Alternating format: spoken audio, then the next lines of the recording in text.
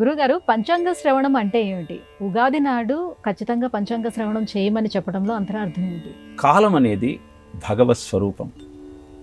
కాల అన్న శబ్దంలోనే నల్లనిది అన్న అర్థం ద్యోతకమవుతూ ఉన్నది.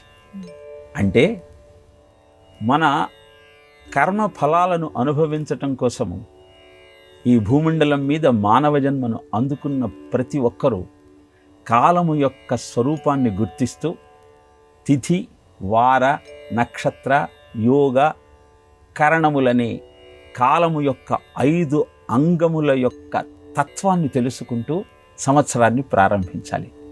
అందుకే తిథిశ్చ శ్రియమాప్నోతి, వారాత్ ఆయుష్యవర్ధనం, నక్షత్రాత్ క్షయతే పాపం, యోగాత్ రోగ నివారణం, కరణాత్ కార్యసిద్ధిస్తూ అంటూ ఆ 5 అంగముల యొక్క ప్రయోజనం ఏమిటో తెలియజేశారు.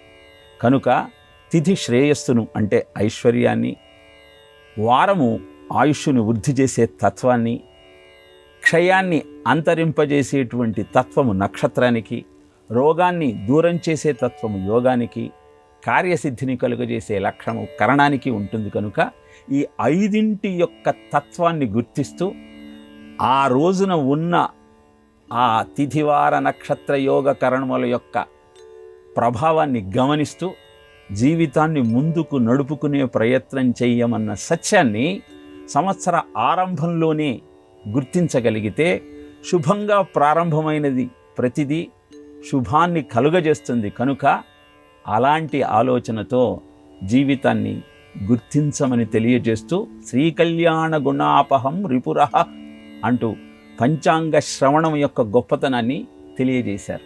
అన్ని కళ్యాణాలను అందిస్తూ, శత్రువులను నశింపచేస్తూ, దుస్వప్నాలను దూరం చేస్తూ, గంగా తీరంలో స్నానం చేసిన ఫలితాన్ని, గోదాన ఫలితాన్ని మనకు అందించే మాహాత్మ్యము పంచాంగ శ్రవణానికి ఉన్నది. కనుక పంచాంగాన్ని ప్రతి ఉగాది రోజు తప్పనిసరిగా శ్రవణం చెయ్యాలి అని శాస్త్రం పదే పదే ఘోషిస్తూ ఉంది.